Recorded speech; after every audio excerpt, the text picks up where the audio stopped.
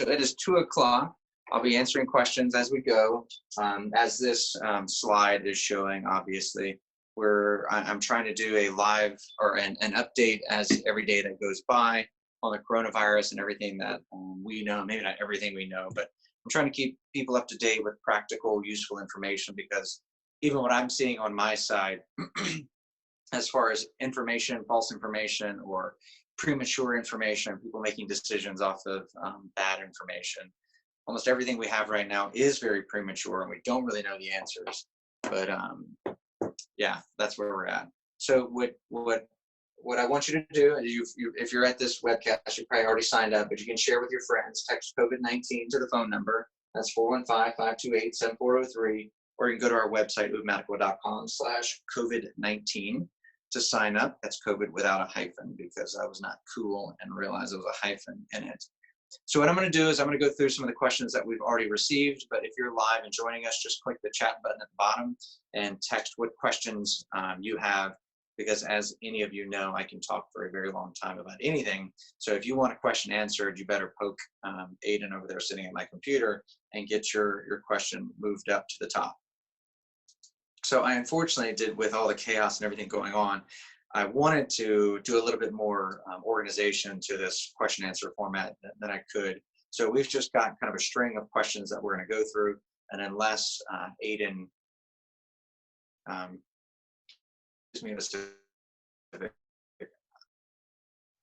I will go through them.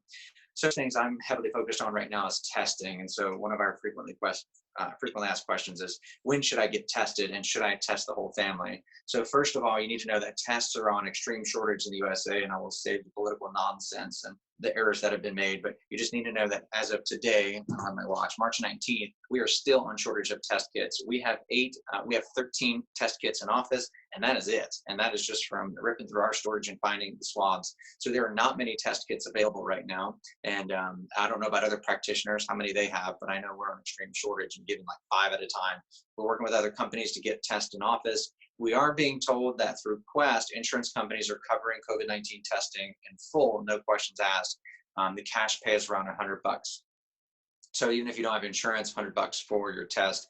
What I'm telling people that are relatively healthy is that they don't necessarily need to be tested. If they want to be tested, they can, but right now, until the shortage is over, kind of saving some of the testing for the sicker people. But ultimately, having the answer doesn't really help too much, other than just you need to quarantine for 14 days, and we're kind of all on quarantine anyway right now, unless you have to. But certainly, if you're positive, that makes the quarantine even more serious. So the test kit, the other issue is the turnaround time. So the turnaround time is approximately 48 hours once it gets to the lab. But remember, we've got shipment delays, we've got all kinds of delays everywhere. So I'm telling people the earliest you'll get the results is 72 hours, but more likely 4 or 5 days, probably. So we just did our first one on Monday, and we still haven't gotten the results, and today's Thursday. So should I test the whole family? Pretty much if anyone gets tested in the household and is positive, my ID is going still. Pretty much if anyone's got a positive test in the household, you can pretty much assume everyone else in the household has it. And what I'm telling patients right now is, if you have any symptoms of any kind of runny nose, cough, cold, whatever, you've got COVID-19. There's not really much flu running around. Of course, there's always types of viruses running around, but statistically speaking, this is such a massive pandemic that if you have any symptoms, you need to presume that you have COVID-19. You're doing the test to kind of prove you don't have the disease. The other concern right now is that we still don't know the false positive rate, or false negative rate of this COVID-19. In the influenza test kits, there's a 40% chance that you'll even test positive, or 40% chance it'll miss you. That's what it is. And so even with the influenza testing, which has been around for eons, it's not even perfect. So I can't imagine this COVID testing is better. That being said, COVID seems to emit a lot more viral particles than the influenza virus does. So the testing might be better just because of emitting more viral particles, meaning it's easier to find. The next question I've got on my list is, which over-the-counter medicine should I take? And that's still kind of a big question right now. Of course, you can use symptomatic treatments. If you've got fever, I usually tell you to try to ride it out, especially right now, since we don't really understand what's going on with this virus. It does seem to be a heavy inflammatory virus. And so steroids and ibuprofen, primarily ibuprofen is the whipping boy right now. People are saying don't use ibuprofen. because it leads to worse outcomes. It leads to more inflammation, more lung disease. So, but even that is still preliminary data. So what I would encourage you to do is, if you can live without ibuprofen, live without any kind of anti-inflammatories, naproxen, whatever it may be, then avoid those and use Tylenol. I'm not the biggest fan of Tylenol either, but you just want to limit your over-the-counter medications in general. But ibuprofen is definitely the one you should avoid. What supplements should I avoid? So previously we had been telling people, and some of the popular things out there is actually to avoid elderberry. And Aubrey, my nutritionist, did a lot of research on elderberry before this call, and actually the data suggests otherwise, that you do not have to avoid elderberry. You can take elderberry, and I want Aubrey to kind of pitch in here. Aiden, you may have to unmute her. No, I'm unmuted. Video. She's at the top where it says Aubrey. She's unmuted. She is unmuted? Mm-hmm. Oh, I can't hear her. Is she talking? Okay. Go ahead, Aubrey. Can you hear me? Yes. Okay. Hi. Yeah, so everyone, I think there was a huge response because everyone was immediately saying avoid elderberry, and then the whole phrase cytokine storm basically kind of took mass, airwaves, whatever it may be. But basically a cytokine storm is a massive immunological overreaction, but it's usually seen at the end stage of viral infections. So it's mostly triggered by another end stage consequence, which would be like septic shock or multiple organ failure, something where your immune system has to go into overdrive.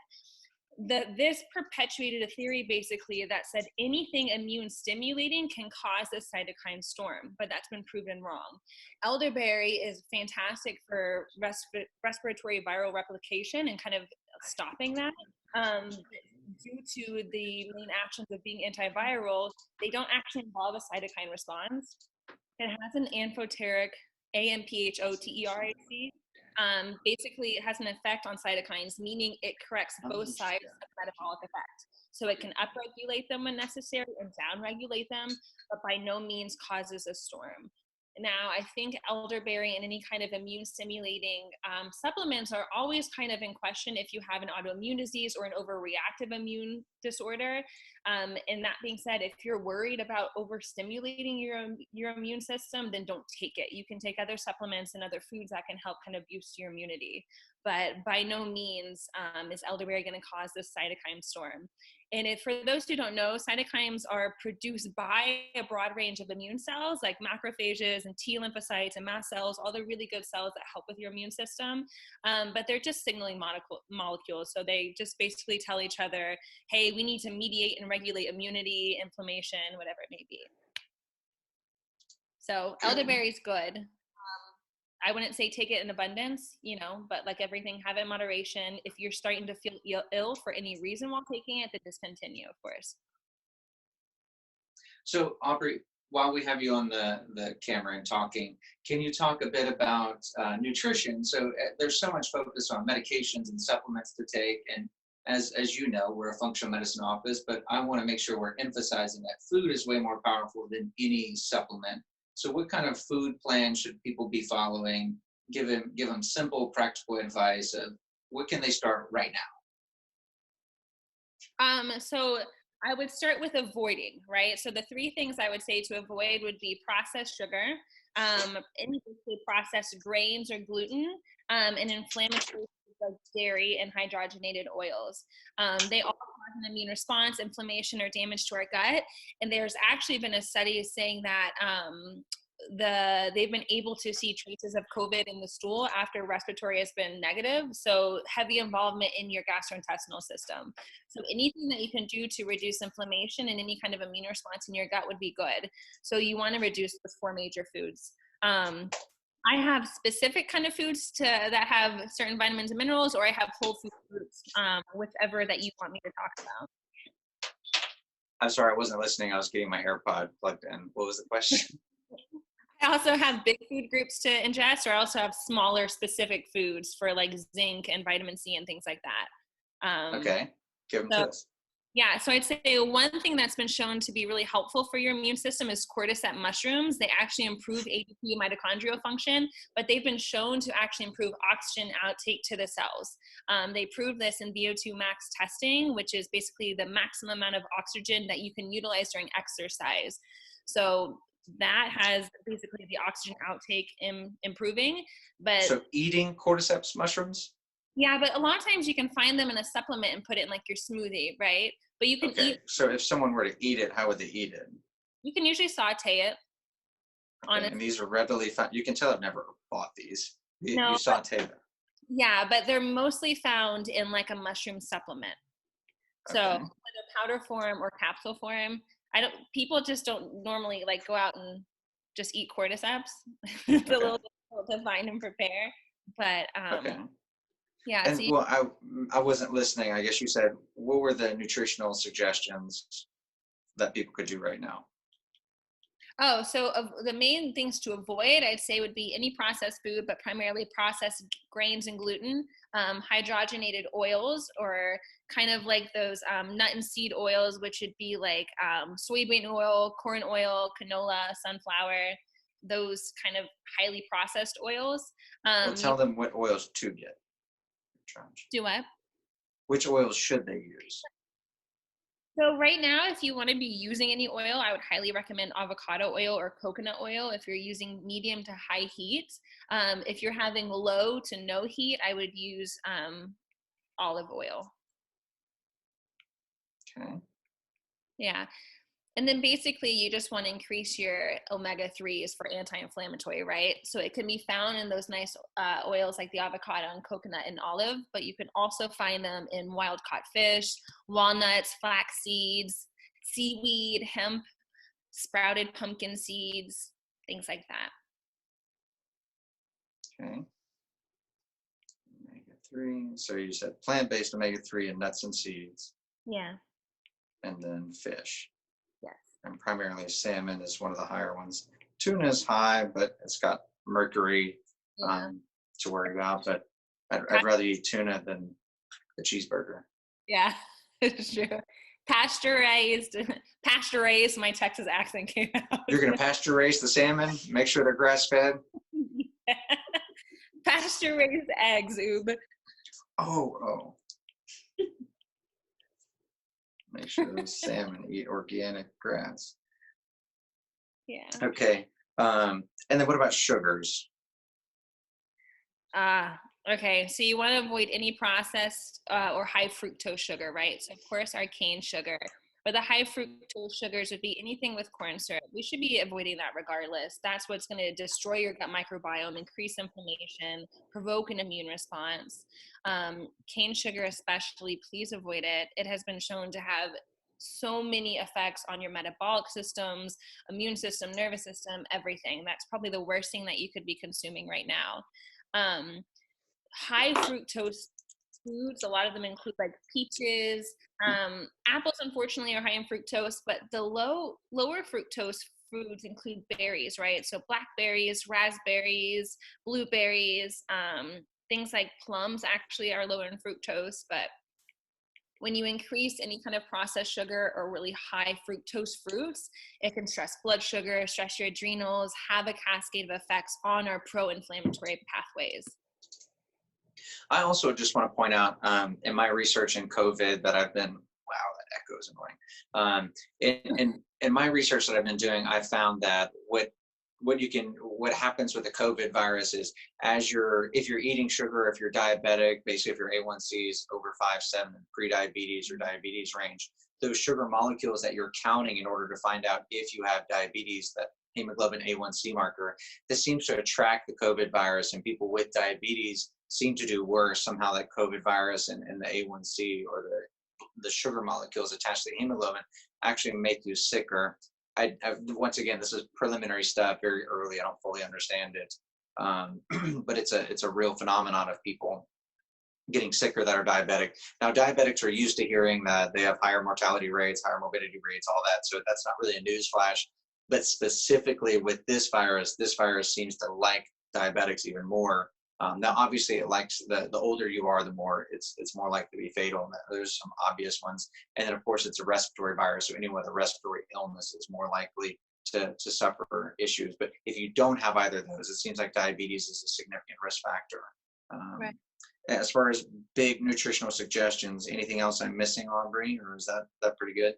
Yeah, well, you want to eat real whole foods from the earth, right? So healthy, robust fats, pasture-raised, grass-fed proteins, if you're having animal meat. But right now, I know everyone's kind of going to packaged and processed foods, but save that for later. Try to get an abundance of the produce that's live and living right now. That's where you're going to get the most amount of phytonutrients that can boost your immune system and all of your body processes, right?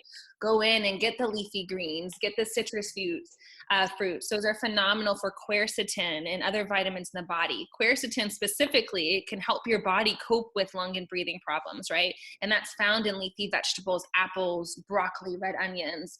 So I think that the main thing to take away is, while we have it available, eat that produce and as much as possible. Limit the packaged and processed foods right now. Keep it for later when you can't get the supply.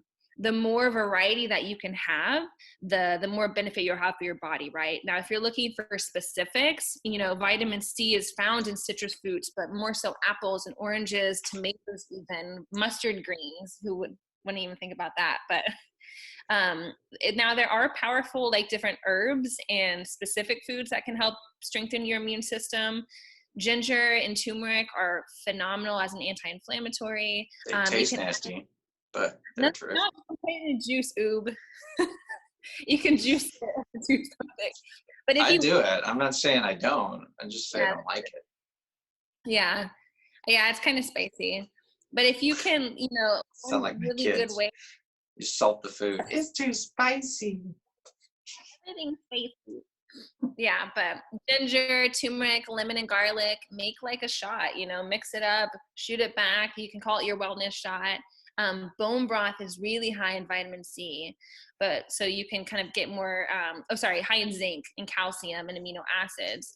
But basically, I think the takeaway right now is, have a wide variety of food, have it easy to digest, stay away from processed food, because you want to make sure that you're improving gut health at the same time, because so much of your immune system is in your gut. I want to do a quick little quiz that I do in presentations and stuff usually, and that is that Whole Foods, one of my claims to fame is Whole Foods can't get wet, right? And so people don't really know what that means. But until you think about it and say, we're going to do a little quiz real quick. So if you have a Ritz cracker, a little saltine type thing, if you get that wet, are you likely to eat it after it's wet? No, that's a processed food. Scratch that, Ritz. So Ritz is a processed food.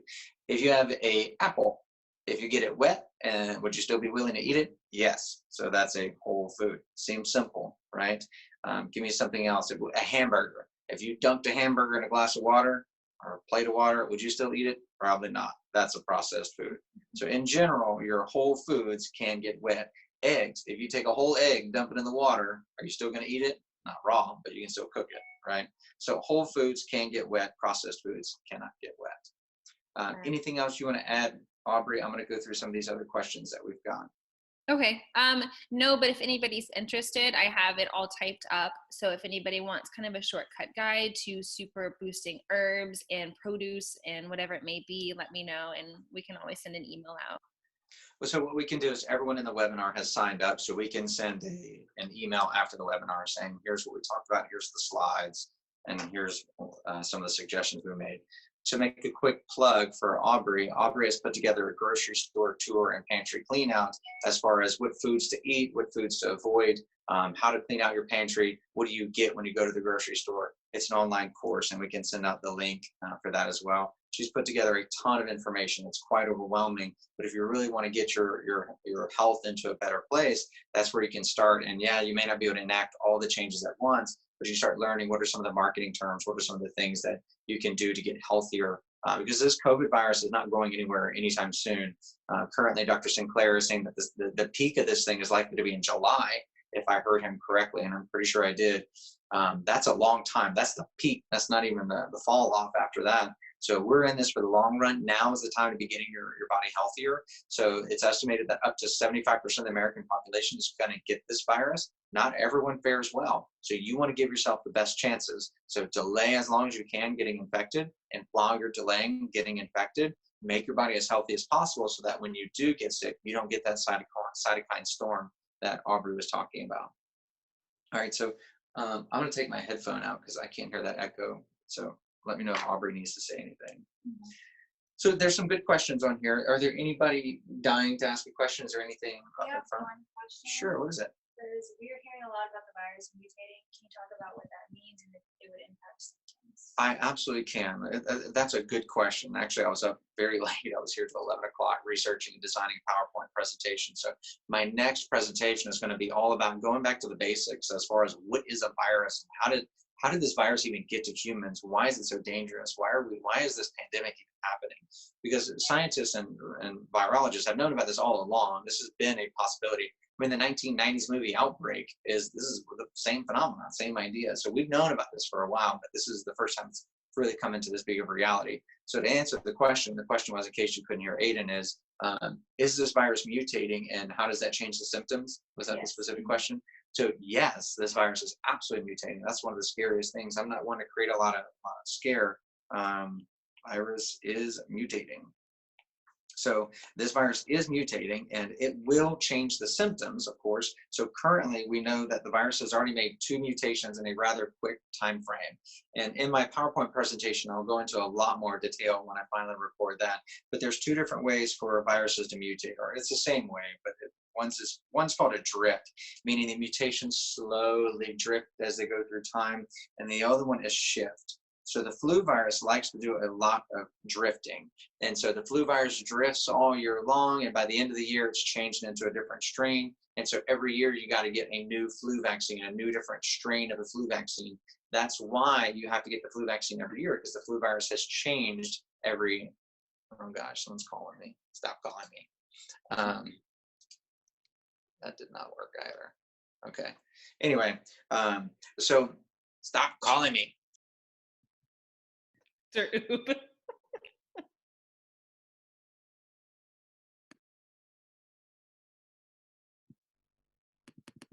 Oob, I don't know if you can hear me, but we can't see you. Or hear you. Hi, Toby. Hi. Where did he go? I guess you're not in the office then, Aubrey. Oh, here we go.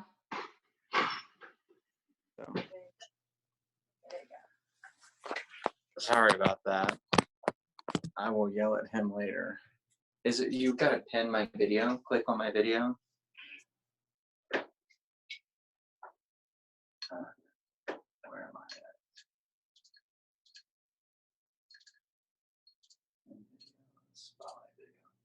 There. Okay. Hopefully everyone can hear me again.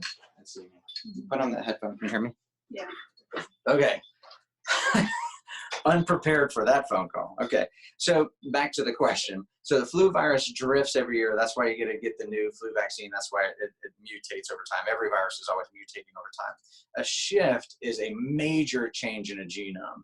When there's a shift that occurs, it creates a totally new virus. And this totally new virus, now if it's an influenza, it's still an influenza-like virus. But when it makes a major shift like that, it's less likely that the population at large is immune to it. So that's how you get pandemics. So for instance, the swine flu was a pandemic. It wasn't anything like this because it was an influenza virus, which means people already have some immunity to influenza viruses because we've seen them for years and decades. So there's already a natural immunity in the herd. Several people are already immune to it. But when there's a major shift in a coronavirus, when no one's immune to it, that's how it becomes a pandemic.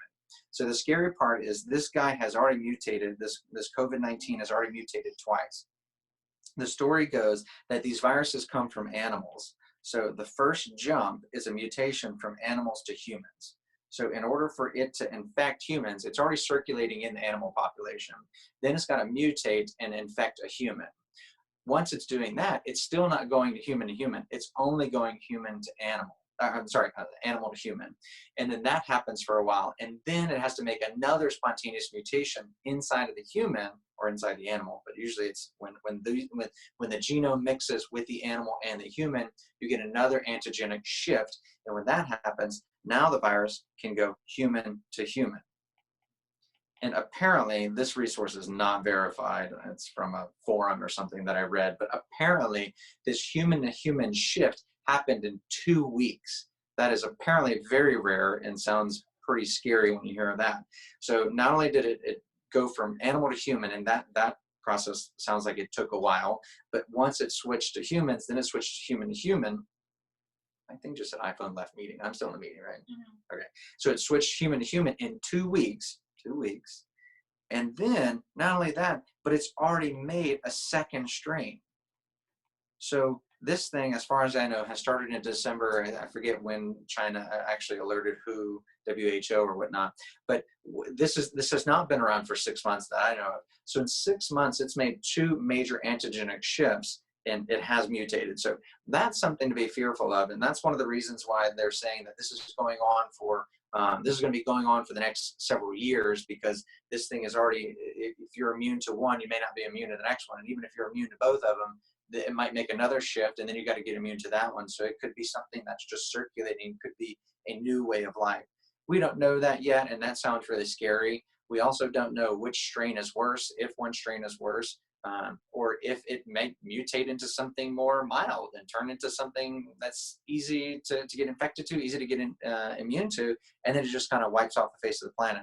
We don't know what's going to happen, but mutations always make this thing scarier. So that's a great question. Did I answer the question fully? Mm-hmm. Okay. They can't really see your writing. You can only see your face. So we'll send out the PowerPoint later. So I'll send it in a PDF after the meeting. But is it because my handwriting is bad, or is it because they can't see it? And your presidential face. My head is in the way. Oh, that makes sense. Who was that? Nelson. Nelson. I'm on to you. She outed you. Okay, good. So is there another burning question, or should I go down the list? Probably go down the list. Okay. So Aiden has a question that says, what is the testing process like for COVID-19, and how can you tell if you have it? So what I kind of said already is, if you have symptoms, you most likely have COVID-19. So go out and get tested if there's test kits available. The testing process is usually a nasal swab, which is not a lot of fun. I can't stand it, but that's the most likely test. They are doing oral swabs. It's a throat swab, not a cheek swab. It's a gag you kind of throat swab. And if the tester is good, they will get a good sample, and so you're more likely to gag. So anyway, it's not a fun process to get tested, and as I said earlier, it takes anywhere from 2 to 5 days to 2 weeks to God knows who knows. We haven't even gotten a single result back yet. So as far as how you can tell if you have it, literally any runny nose, cough, congestion, fever, muscle aches, respiratory illness, any of those, you've got it. How can I protect a healthcare worker on the front line? Sorry, Aiden. So if you're a healthcare worker, you are literally on the front line. You are one of the highest risk people. As healthcare workers, just like the firefighters in 9/11, they were running towards the building. They were running towards the fire, trying to save as many people as they could. So in healthcare, we're doing the best job we can as far as limiting contact, keeping people far away from us, cleaning as often as possible. But unfortunately, it's an issue in healthcare where people are coming to us sick. So we are the likely receivers. So as far as healthcare workers, the most important thing to do is get adequate sleep. This is when this virus is not going anywhere. So get adequate sleep. That's the number one way to destroy your immune system, by getting 4 to 6 hours of sleep, including myself. That is a good question, Chad. I'll answer that next. And so getting adequate sleep, eating the right nutrition. Now is not the time to eat junk food, eat on the run, and eat a bunch of sugar and carbs and processed foods, even though that's what we all do. And I've done more of lately, and I've not gotten enough sleep lately. So this is really a lesson to me too. So that's what? I said stop eating the sugar. Yes, ma'am. So my nutritionist. And so the Chad just asked a good question as far as how can you tell the difference between allergies and COVID-19? you really can. I don't want you to think you can differentiate. The things that would suggest it would be allergies versus COVID is if this has been going on for longer than 2 weeks. If it's been going on longer than 2 weeks and it's just runny nose, then it's more likely to be allergies and not COVID. The other thing that you're not seeing a lot with COVID is sneezing and itchy eyes and nose. So if you're constantly itching your nose, itching your eyes, then it might be allergies. Springtime is here. It is March, so it is more likely an allergy season. But if you have allergies, you should know what your seasonal allergies are. So if it's unusual in any way, shape, or fashion, then it's COVID-19 until proven otherwise. Because the first symptoms are a runny nose and sniffles with COVID-19. I would say if you don't have symptoms before this whole March outbreak and you develop them, you should assume it's COVID-19 and then allergies later. Antihistamines like Zyrtec and Claritin and Xyzal and all that, and Flonase for the nose, those will all help the symptoms of COVID and allergies, so that can even help you differentiate. They won't help as much with COVID as they will with allergies, but that can be something that can help and not really be harmful. The Flonase in the nose, that's a steroid, and right now we're saying no steroids for COVID-19 unless you have asthma, unless your doctor prescribes it, whatnot. But Flonase in the nose, it's a small amount of steroids, it's microscopic dose, it's topical, so that should be fine. I saw several questions come in. Mm-hmm. What's next? Where should I go if I have no insurance? We were self-pay and my doctor's not giving me advice. Yeah, so currently, are you in Texas is kind of my question. So what we're doing in our office is we're trying to get a cash pay price and an insurance price for this test. And right now, from what we heard through Quest, is if we can do it through Quest, it's $100 through some of these other companies for cash pay clients. For some of these other labs, it's $200, $300 because they're doing a whole panel of testing, not just COVID-19. And earlier, I was telling my staff that we only needed COVID-19; we didn't need the other respiratory diseases. But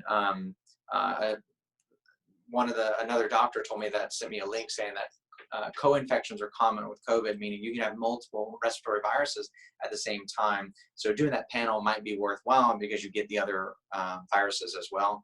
But really the main one we need right now is COVID-19. We don't really know if the co-infections make you sicker. It seems like they would.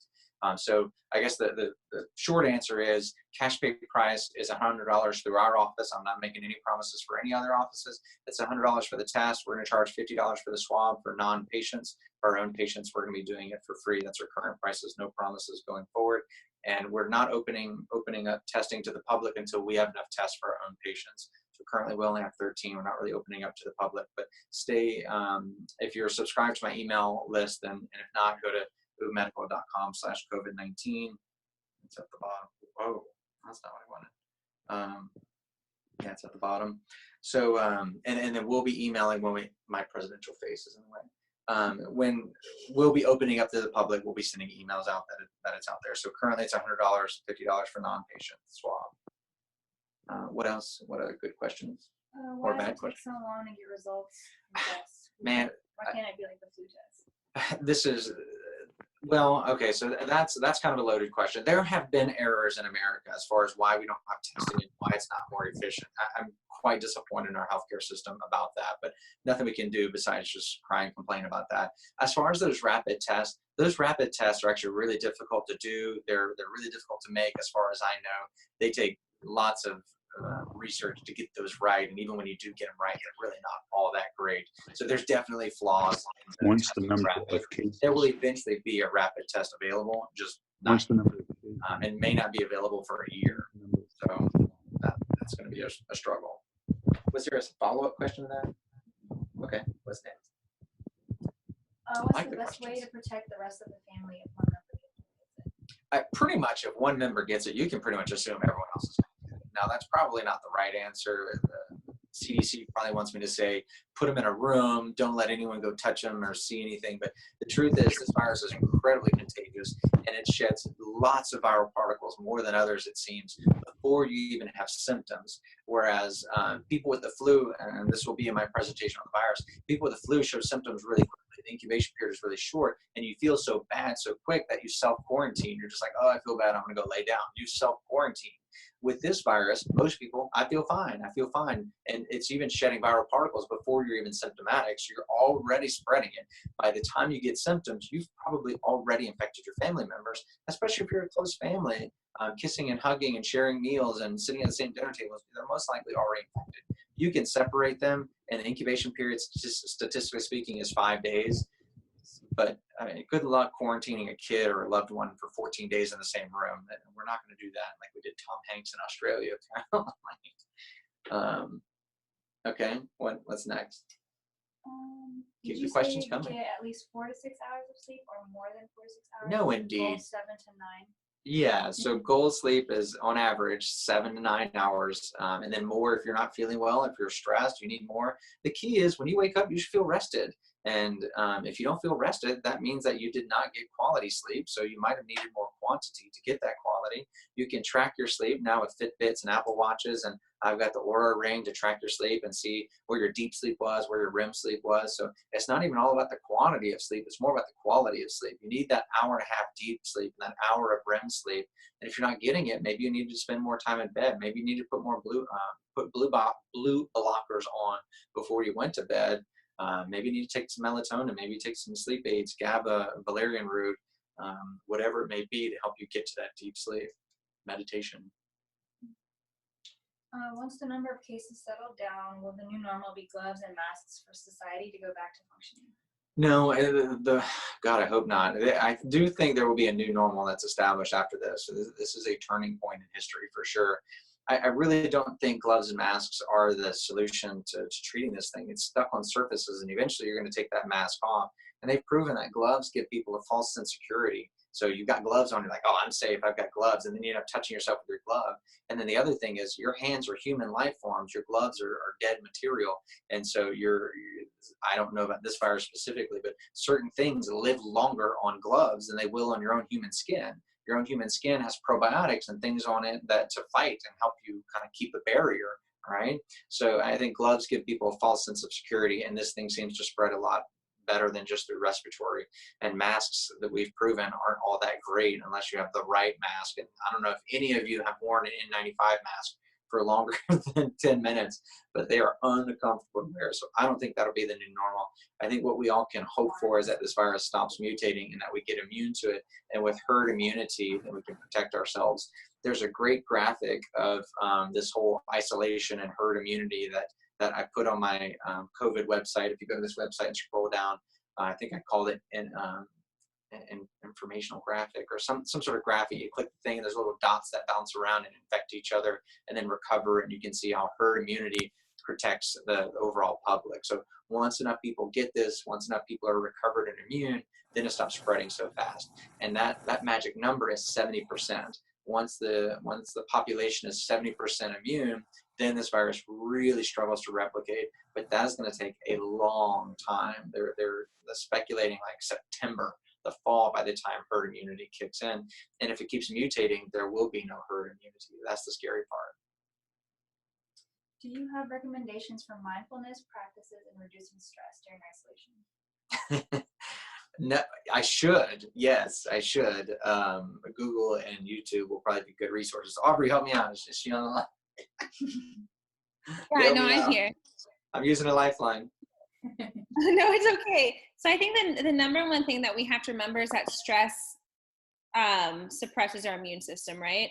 So right now, anything that you can do to disconnect from actual social media devices, and I know that's kind of hard because we're constantly being bombarded and overwhelmed by everything COVID-19. But now, especially since we're not around people and we're isolating, we have more access to our phones, and what it does is it constantly triggers that amygdala response, right? So that fight or flight. So this is the perfect time right now to write or be creative or go outside and take a walk around.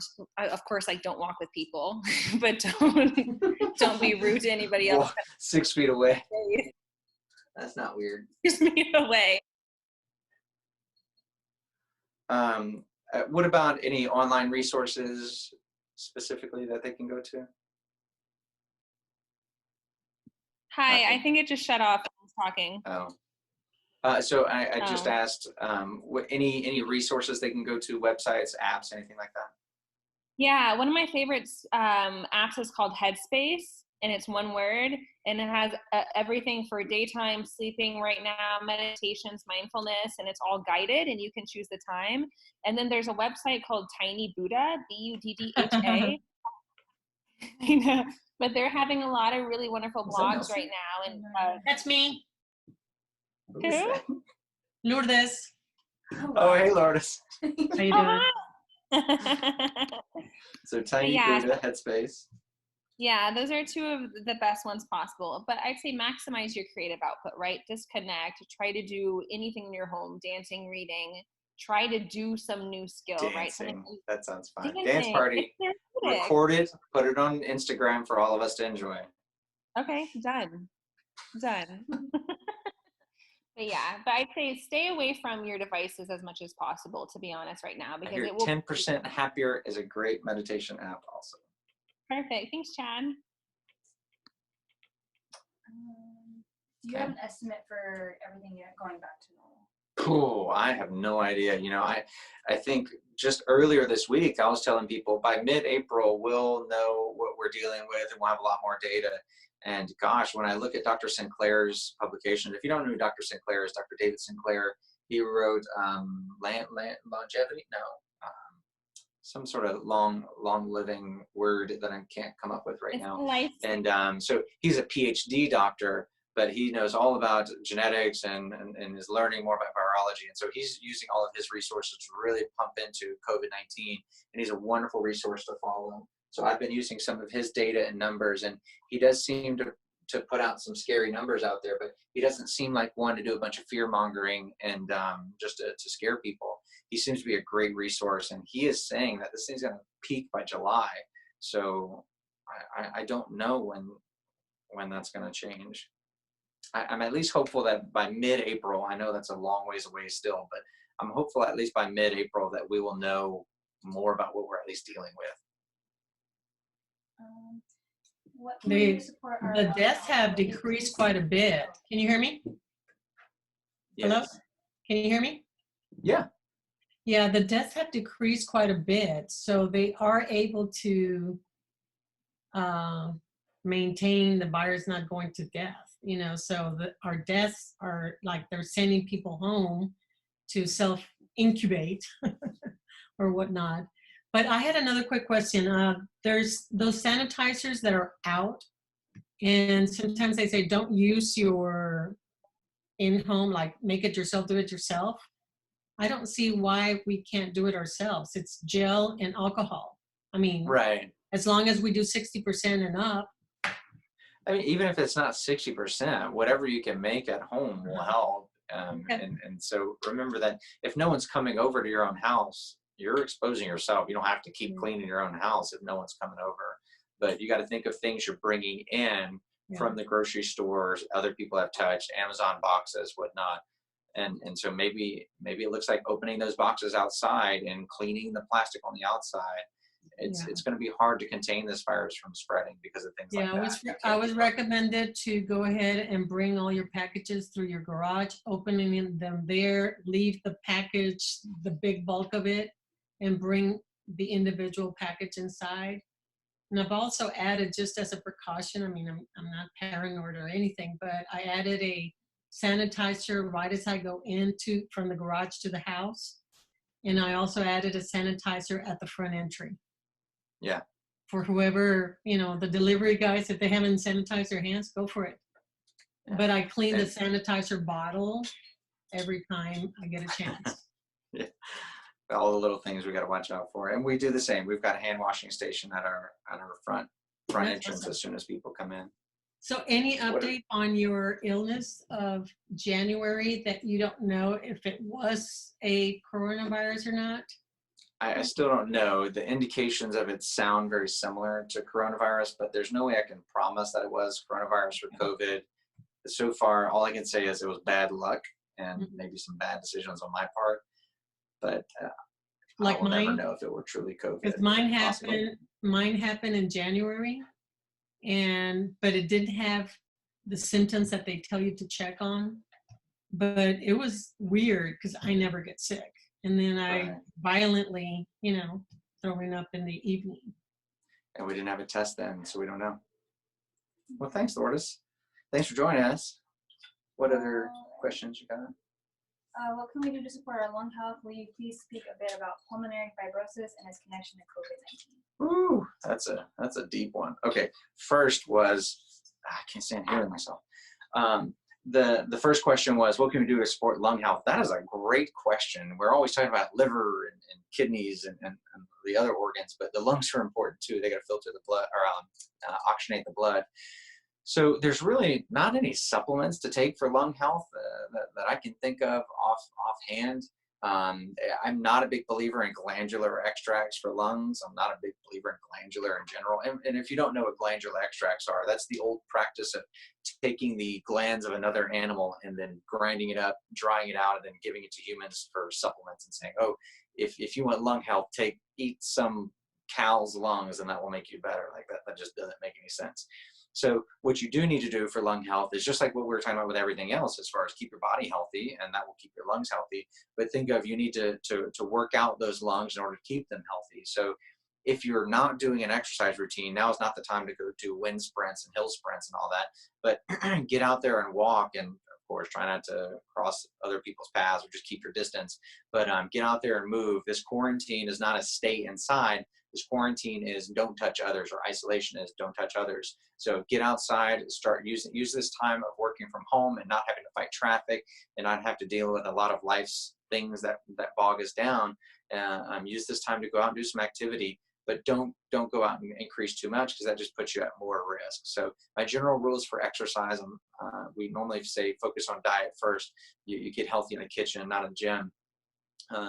And so the usual requirements for exercise is, number one, you should feel good after you're done exercising. So if you go walk for 20 minutes and you feel good, great. If you go walk for 20 minutes and you're on the couch afterwards, you did too much. The second requirement is, no matter what you do, you should be able to do the same exercise the next day.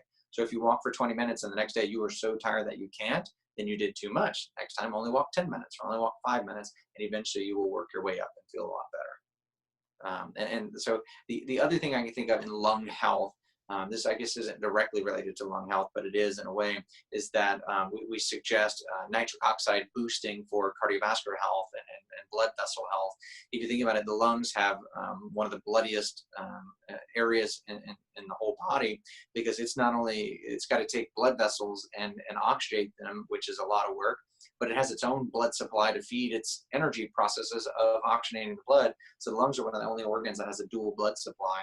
And so if you have unhealthy blood vessels, then you have unhealthy lungs, but in all fairness, you have unhealthy everything. So boosting that blood vessel health is done by boosting nitric oxide, and nitric oxide boosting is primarily done with beets and beetroot extract. So the Neo 40 product is really popular for nitric oxide.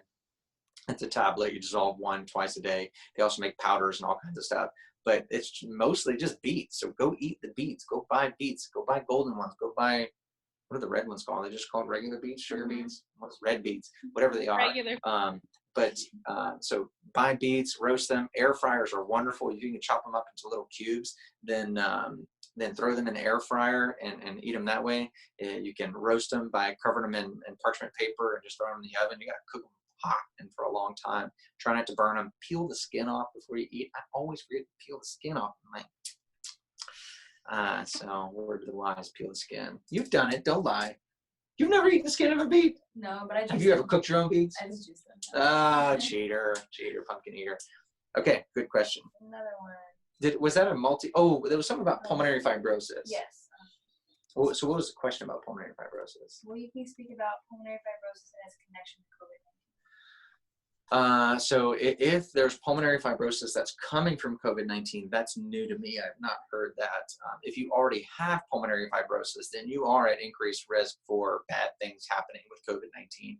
This is a lung virus. This thing is a lung eater, as someone coined online.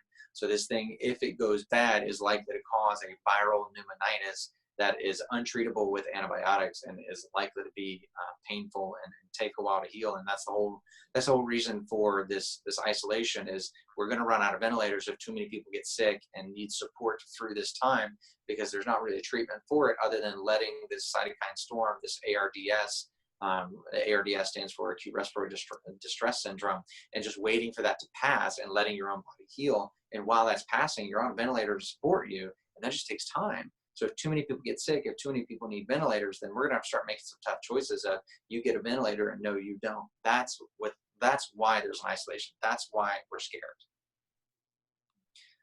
Yes, Rhonda, reducing lung capacity 30-40%. I mean, pulmonary fibrosis can kill you. It can reduce your lung capacity to death. So pulmonary fibrosis is no mess, but I'll have to do some research to find out more about pulmonary fibrosis in response to COVID.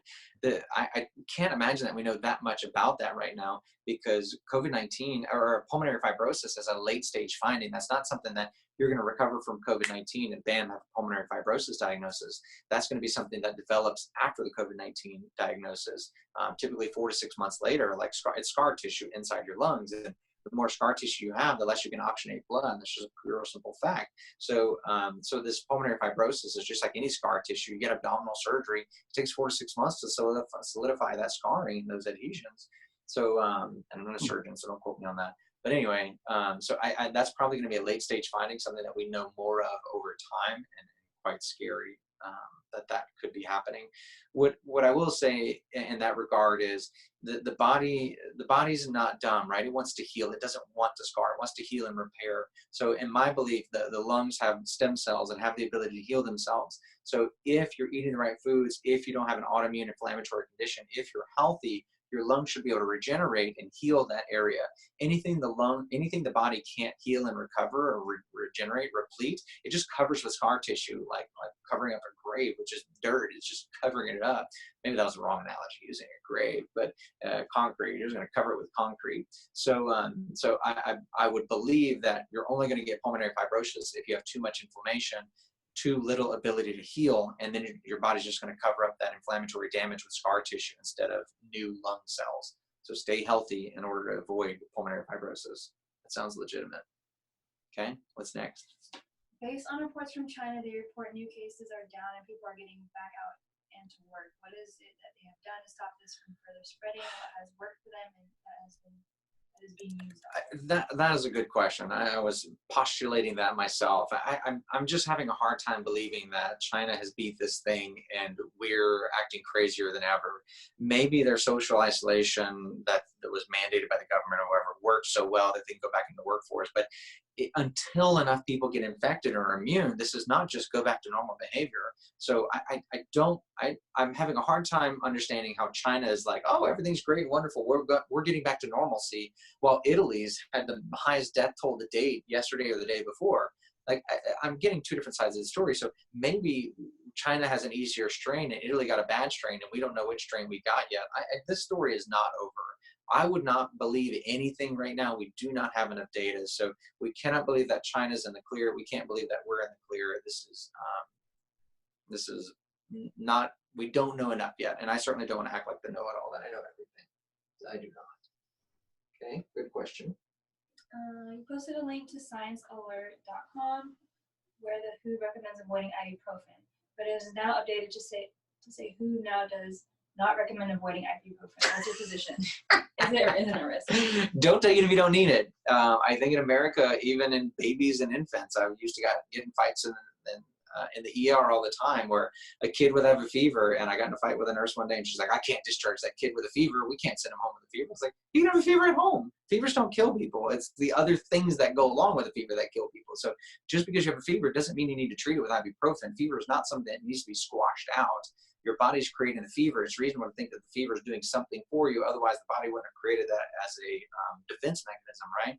So I think the moral is, if you have a fever and you feel okay, then don't take anything. If you have a fever and you don't feel well, then take something to maybe take the edge off, but there will be suffering involved. You will be sick. If you're not dying, the Tylenol and ibuprofen is not going to keep you from not developing ARDS. Your own body will. So stop trying to block it from what it's doing unless you need to feel better and function. So I can personally tell you that with the question mark of getting sick with COVID, I will not be taking ibuprofen. Tylenol is not my favorite because it depletes glutathione, and it's, I don't say it damages the liver because that's false, but it burns up your glutathione, and your liver makes glutathione, and that helps detoxify. So I'm not going to take Tylenol unless I have to. I'm definitely not going to take ibuprofen.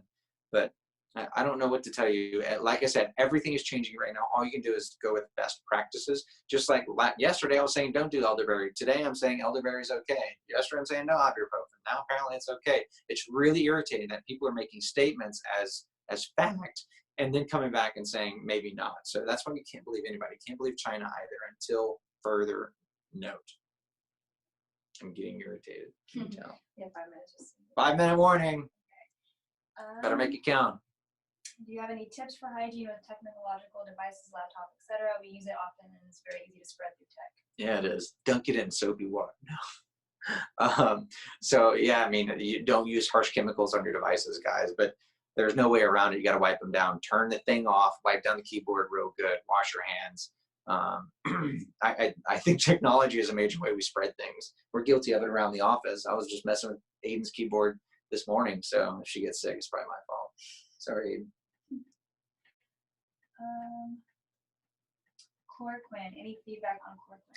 So chloroquine is the active drug of hydroxychloroquine, which is more formally known as Plaquenil. A lot of people take it for autoimmune issues. And so Plaquenil has proven to be quite effective, but I'm not ready to jump on any drug train. It's still way too early to say that any drug is curing COVID, that we're going to get out of this mess this quickly.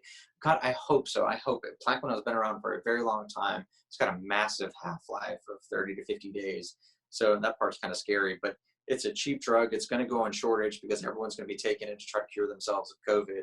And so, so it is looking promising, but it's still way too early to say. There was even a trial earlier saying that hydroxychloroquine or Plaquenil plus azithromycin, which is an antibiotic, worked the best and cured it in 5 days or whatever. But I think the main thing I want everyone to know out there is if you are a healthy person, even if you're 80, if you are a spry 80, if you are healthy and you have COVID-19 and you are doing well, try to think about saving that medication and not picking it up if it becomes available like that for others who are sick and dying. If everyone starts stockpiling hydroxychloroquine, Plaquenil, chloroquine, azithromycin, whatever it may be, then the people who actually need it when they're sick and dying will not have it. So I'm really urging everyone to be ethical and not be selfish and only pick up those medications if you need it and if you're sick. If you've got comorbidities of diabetes and lung issues and all that, by all means, get a prescription for your doctor. Take it if you feel like it's going to work and if the data is there. But man, if you're healthy and you have a good fighting chance to be the 98% to survive it without any bad outcomes, then don't take the drug from someone else. Because once you pick up the drug, it's not like you can go give it back to the pharmacy. Never has that ever happened. They won't let it. So you can give, I'll not say that. Yeah, don't take it unless you need it. And we won't know. More studies need to be done. But luckily, there's plenty of test subjects getting sick. So we'll probably know real data soon. But I think it's still too early to say success. One more question? You talked about sugar. What about alcohol? So alcohol is a known immunosuppressant. I've never met an alcoholic in end-stage liver disease that had a great immune system. So alcohol is a toxin, is a neurotoxin. That's why you get drunk. That's why you like the feeling of it. And so alcohol is not good for you. That being said, the amount of alcohol really matters more than the quantity and the type of alcohol. So we're not big fans of gluten, as you probably know. So we're going to encourage you to avoid anything with wheat, barley, or rye, including beer. And I would encourage you to avoid gluten-free beer because they suck. They don't taste good. And but in general, main thing is to limit your alcohol intake to one to two drinks per day or per night. And that's statistically studied to be okay, and actually has a longevity benefit if you drink 1 to 2 drinks per night. That's hard for me to believe. But yeah, now is the best time more than ever to start cutting back on the alcohol you're drinking. The bad thing is we're all at home more, so we're more likely to be drinking, but resist that urge. Don't turn to sugar when you give up alcohol, and don't forget there is sugar in alcohol. And then if you're making mixed drinks of any sort and you're adding sugar there, all that sugar counts. If you ever turn over an alcoholic beverage, they don't usually have calories on it unless it's a can or something. So just be careful. You may not know what you just poured. The other thing, when I quote 1 to 2 drinks, is not the American style pour of the 40 ounce, right? Or the generous wine pour of the goblet of wine. That's not one drink.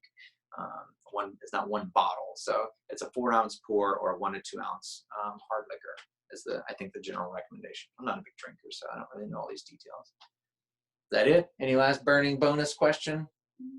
We'll be doing this again. This seemed to be really popular, and I think we've gotten some great questions. So next time we'll do this again, and I'll have the webinar feature, so Zoom will be a little more cooperative and easier, where people can kind of raise their hand and ask their question. One more bonus question. Here it goes. Is it wise to get in a sauna if you have COVID symptoms? It depends who you're getting a sauna with. The last thing you want to do is get in a sauna when you've got any kind of respiratory viral illness, because you're already dehydrated and having trouble maintaining your fluid balance. And the other thing is, when you have a fever, you're sweating even if you don't know it. You dehydrate really quickly with fever because you're just burning up, you're burning fluid out. So you do not want to be getting in a sauna if you think you might be getting sick, or if you are sick. That's not the time. Saunas actually pull toxins out of storage and mobilize them and stresses the liver even more, which is all good if you're not sick. And saunas, they're the people who sell saunas right now are saying they promote immune wellness and all that.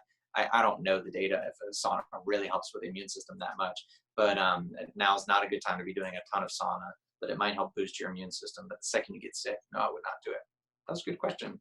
So I guess the link is going to pull back up. So everybody needs to sign up for the email updates that we're sending out. You can either text COVID-19 to 415-528-7403, or you can sign up on oodmedical.com/COVID-19, no hyphen COVID-19. And I'll be sending out regular updates through email. Hopefully it's not overburdening. I know we all get too many emails as it is. But on my website, there's also, and I'm trying to keep up the news feed as far as updating everything new and putting a date to it so you know what the newest stuff is. And I'm also working on creating a doctor's side. So for doctors to go and get kind of the medical links that are a little more condensed for doctors. So I hope this was helpful. I think this was kind of fun. So we'll be doing it again, and I will see you guys soon. We'll upload this video. We'll try to upload we'll send out the PowerPoint and everything. There's some interesting commentary that's very distracting. I'm trying not to pay any attention to it. So anyway, I will see you guys around. Stay safe, and let's fight this COVID beast.